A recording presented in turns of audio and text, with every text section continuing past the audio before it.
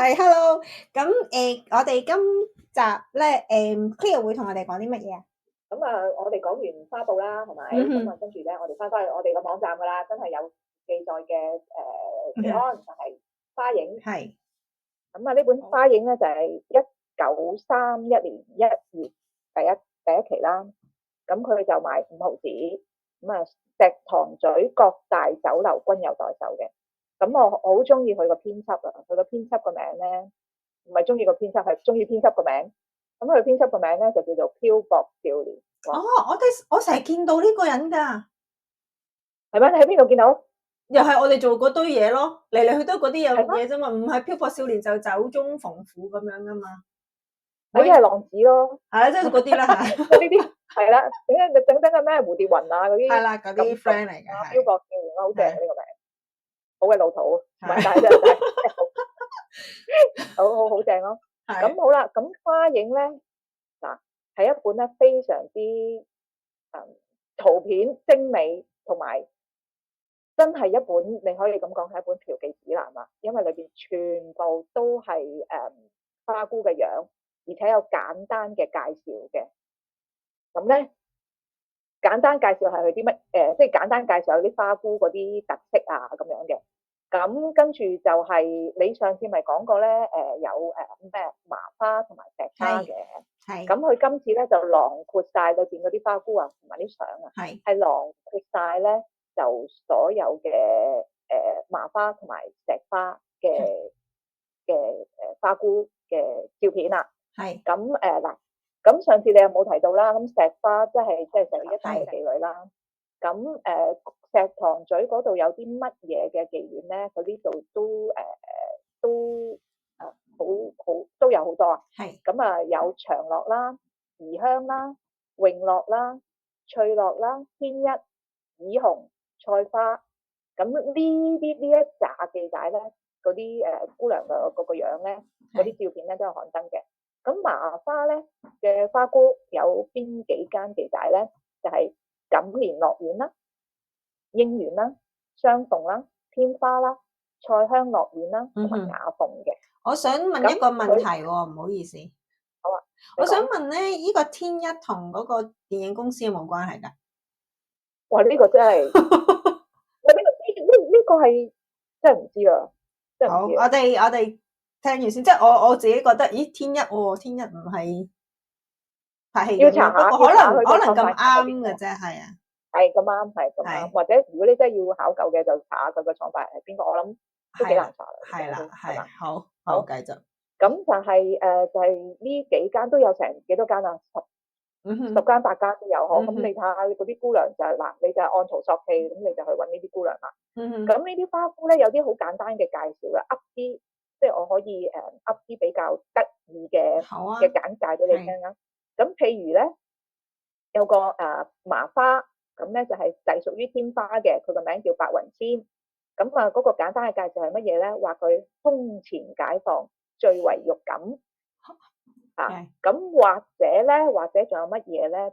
等我揾下啲資料啊。譬如好似石花啦，咁佢個名咧就係叫醉禪。咁佢係隸屬於怡香嘅。咁佢嘅介紹，佢係香國中之紅牌阿姑，係啦。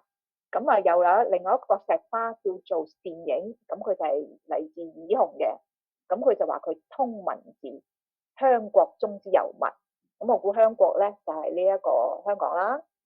咁係咯，就係尤物啊、胸前解放啊等等呢啲都有簡單介紹。咁你可唔可以話佢比我哋之前講嗰啲20年代嘅花布比較，即係我哋之前嗰啲花布雖則都有啲有味嘢，但係都係會有啲文雅啲，有啲斯文啊咁樣。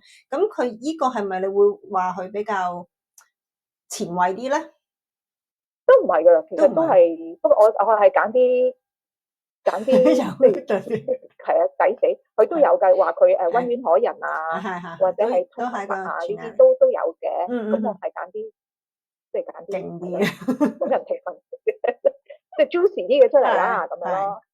咁跟住就嗱個封面係邊個咧？佢封面呢個咧就寫得有好詳細嘅介紹嘅。呢個封面人物咧係教書。咁你上集講到教書啦，係咪？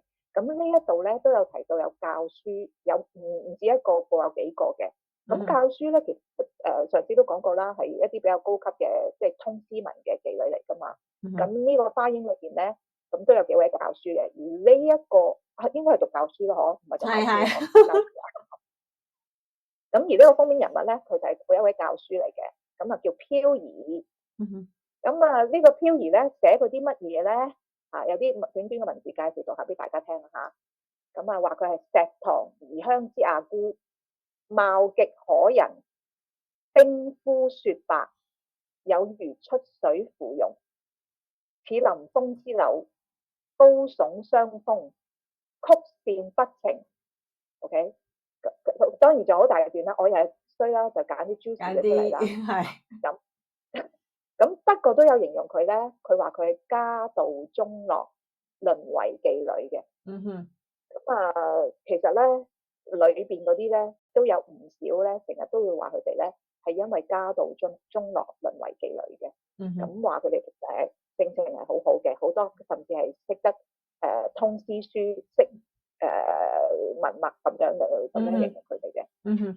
咁咧除此之外咧，我覺得裏邊咧都有一篇文章咧，都想同大家分享下咧。嗰篇文章就叫做淺談妓女沒有真心這句話，呢個題目係咁樣嘅。咁呢篇文章咧就主要咧係即係講咧，佢係站喺同情妓女嘅角度咧，就係話其實妓女唔係冇真心㗎。咁即係話佢哋都好多都係感情好豐富啊咁樣嘅。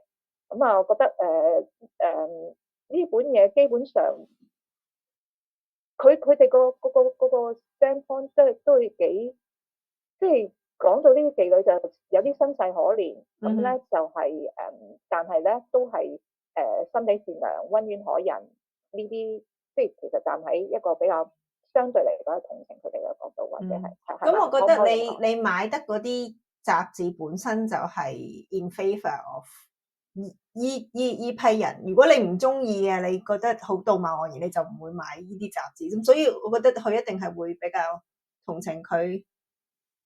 唔係噶噃，有啲報紙係會寫到咧，好多時候花姑咧就係點樣呃人啊，或者係奸狡啊咁樣嘅喎，都會有喎。但係呢本咧就比較多啲咧，就喺呢個同情佢哋嗰個。OK， 即係其實有少少似 OpenRice 咁樣，即係俾啲 review 你，呢個就1星，一個5星咁樣。好係啊，真係的確的而且確真係咁樣。係，所以呢個主要係5星級嘅，係啦，全部都係好嘅。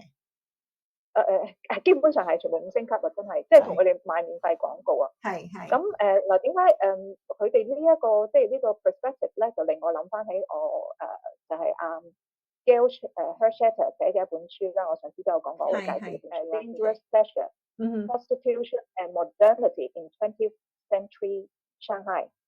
哇！呢本書係即係大家如果研究槍妓史嘅，即係中國嘅槍妓史一定要讀嘅一本書。你可唔可以翻譯嚟聽下聽眾？